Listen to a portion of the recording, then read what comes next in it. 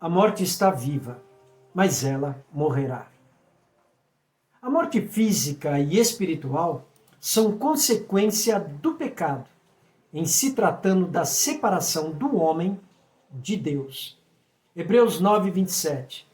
E como aos homens está ordenado morrerem uma vez, vindo depois disso o juízo. Jesus morreu na cruz, tomando sobre si o nosso juízo.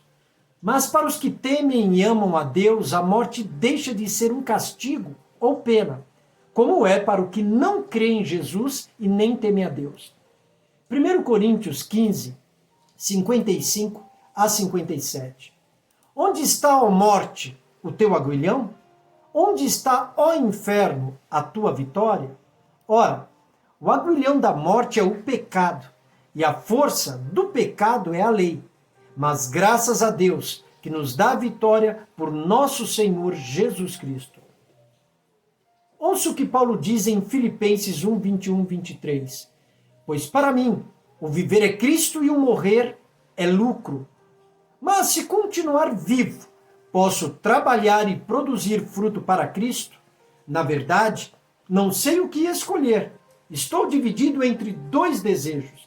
Quero partir e estar com Cristo, o que me seria muitíssimo melhor. Da morte física temos o seguinte: faz parte da consequência do pecado, contendo um elemento do castigo divino. Gênesis 3,19.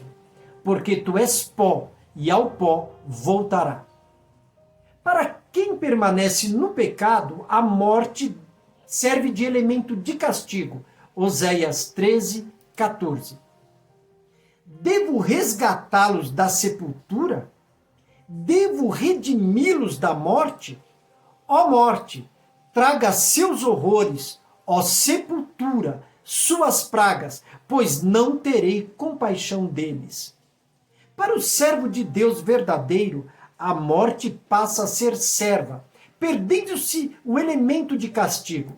Filipenses 1, 21. Porquanto, para mim o viver é Cristo e o morrer é lucro. A vitória sobre a morte é garantida por Jesus através de sua ressurreição. Lucas 24, 5 a 6. As mulheres ficaram amedrontadas e se curvaram com o rosto em terra. Então, os homens perguntaram: por que vocês procuram entre os mortos aquele que vive? Ele não está aqui, ressuscitou. Lembrem-se do que ele lhes disse na Galileia. Apocalipse 1,18. Sou aquele que vive. Estive morto, mas agora vivo para todo o sempre, e tenho as chaves da morte e do mundo dos mortos. A morte está viva e continua a arrebatar vidas, a dilacerar lares. Com ela vem o vazio, a dor da perda, o desamparo e a impotência diante da situação. Um poeta, falando sobre ela, disse: morte, não seja orgulhosa, ainda que muitos a tenham por poderosa e espantosa, porque você não é tal. Morte, você morrerá. Aleluia! A nossa esperança e vida estão depositadas em Jesus, o Senhor da vida e da morte. Apocalipse 20, 14. Então a morte e o inferno foram lançados para dentro do lago de fogo. Esta é a segunda morte, o lago de fogo. A cada dia deparo com pessoas que se apavoram com a ideia da morte. Quando a morte os ronda, se abalam de tal maneira que nem parecem crer ou servir um Deus vivo. Eu sou livre da morte desde o dia em que o Senhor Jesus me aceitou e tornou-se Deus e Senhor da minha vida. Atos 21, 13. Pois estou pronto não só para ser preso, mas até para morrer em Jerusalém pelo nome do Senhor.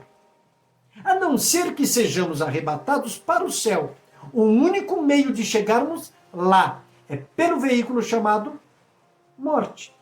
Há uns séculos atrás, os intelectuais achavam que a ciência resolveria todos os nossos problemas. todas as nossas misérias que acometem a humanidade e, por fim, destruiriam a fé e que Deus só seria lembrado como peça de museu. Então o filósofo Neustadt disse: Deus está morto. Filósofos morreram e morrem. Cientistas morreram e morrem. Ateus morreram e morrem. Religiosos morrem. Crentes e descrentes morrem. Crianças dentro ou fora do ventre morrem. Jovens e velhos morrem. Religiões morrem. Mas Deus, que é bendito Criador, vive para todo sempre.